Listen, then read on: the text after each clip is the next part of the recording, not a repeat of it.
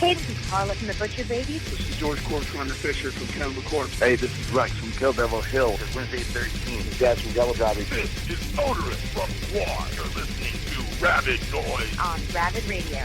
Turn it up. Hey, Devin, how are you, man? I'm good. How are you doing, man? Yeah, good, dude. Good. Yeah, how have you been? All right? Yeah, it's been,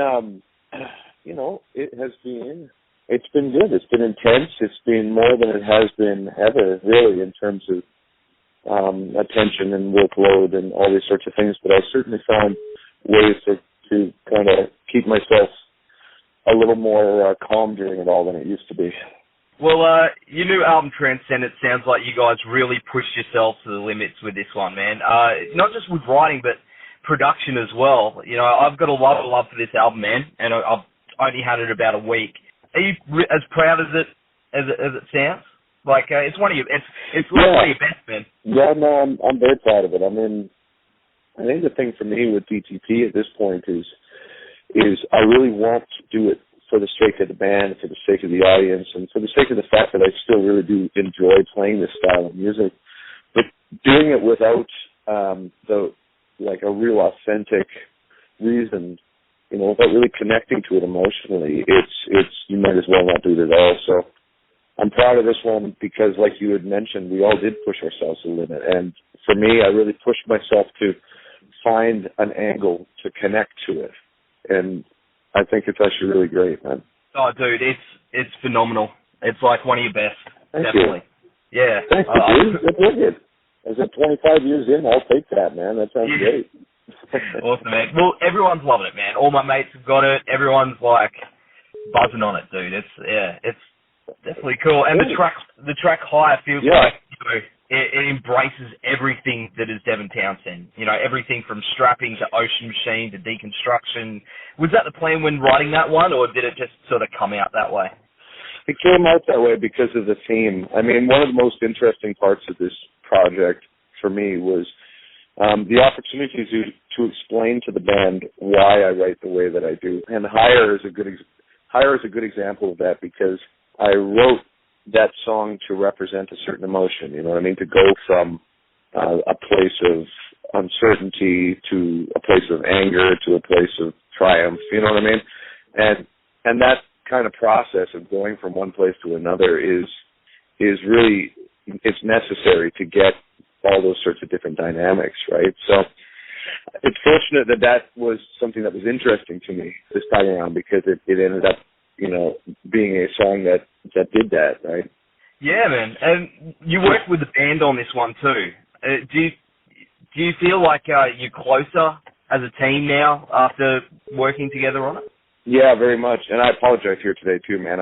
I'm lying down. I kind of messed up my foot and my head's a little cloudy today. So if my answers aren't as to the point as they sometimes are, I apologize. But yeah, with the band, with the band, we did work really hard together. And I mean, I wrote the record for the most part, other than the song Higher, very much like I had written any other record. But the way that we put it together, the process that we used to teach each other, you know, for me to teach them the parts and for them to really get into the parts was really collaborative. And yeah, now I think we're much closer than ever. And I think it's just, I'm hoping that we can get to a point where, you know, I can get them a little bit more money too, so they can, you know, they can feel like it's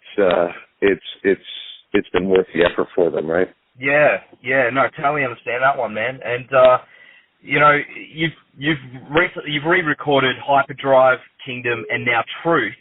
Is that going to be an ongoing thing? And what made you sort of pick those songs to revisit? Well, I mean, one thing about my career and music that I do is I never feel like I get it right. You know what I mean? Like, no matter what it is that I do, it's never right.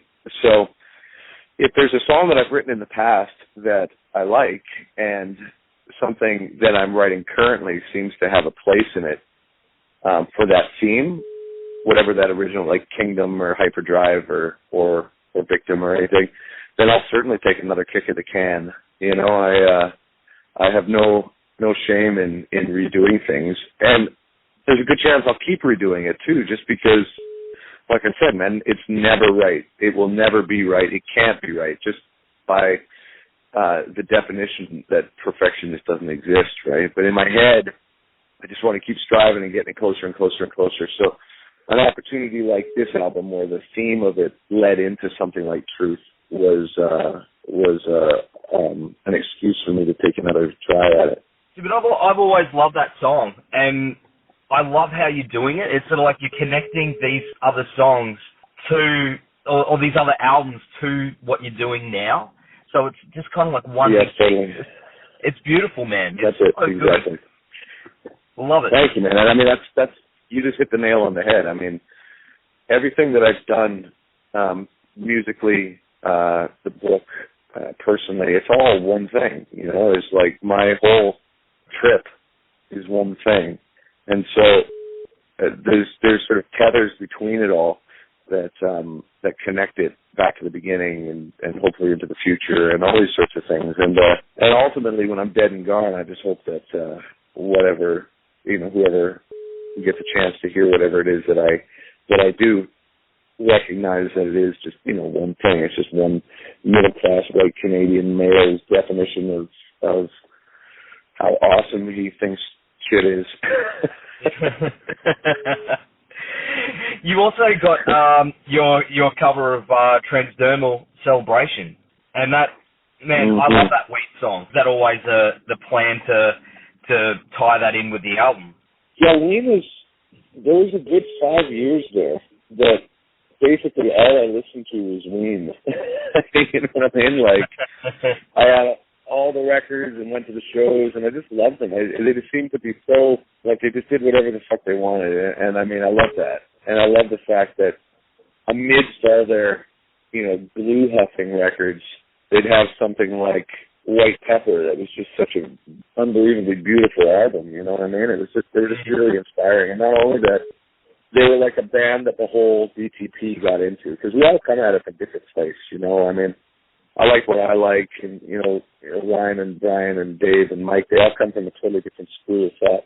But Ween was a band that we all kind of could agree on. So it just seemed like an appropriate band. But that song, aside from the band, that's just one of the best songs ever written, in my opinion. So, to have a song close off this record that I also didn't write, it just all things sort of made sense with it. I agree, man. It is probably one of the best songs ever written. That song gets me right in the feels. Totally.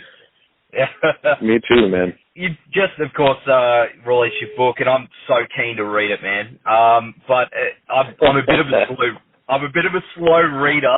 Is there going to be like an audiobook version of it? That would be cool, actually. I mean, you say you're a bit of a slow reader. I'm a bit of a non-reader. Like, I just don't read. And when it comes to writing, like, I came at this thing because I had a ghostwriter at first, which sounds really, really fancy to say, but I dictated all this stuff to this guy, and then he wrote it out for me. But then when I read it back in somebody else's words, I was just like, oh, this doesn't fucking work. It's like, it's too personal of a thing to have interpreted through somebody else's language. So I started rewriting it, and I ended up writing the whole thing, ultimately. I mean, based off of this guy's text, I just rewrote the whole thing. And the process of doing that, man, was really crazy because it forced me to really confront a lot of things that I have done in the past and a lot of patterns that until such time as I had written them out like that, I didn't actually recognize that they were patterns. Mm-hmm. And then that forced me to sort of reassess, a lot of things in my life, and the control issue that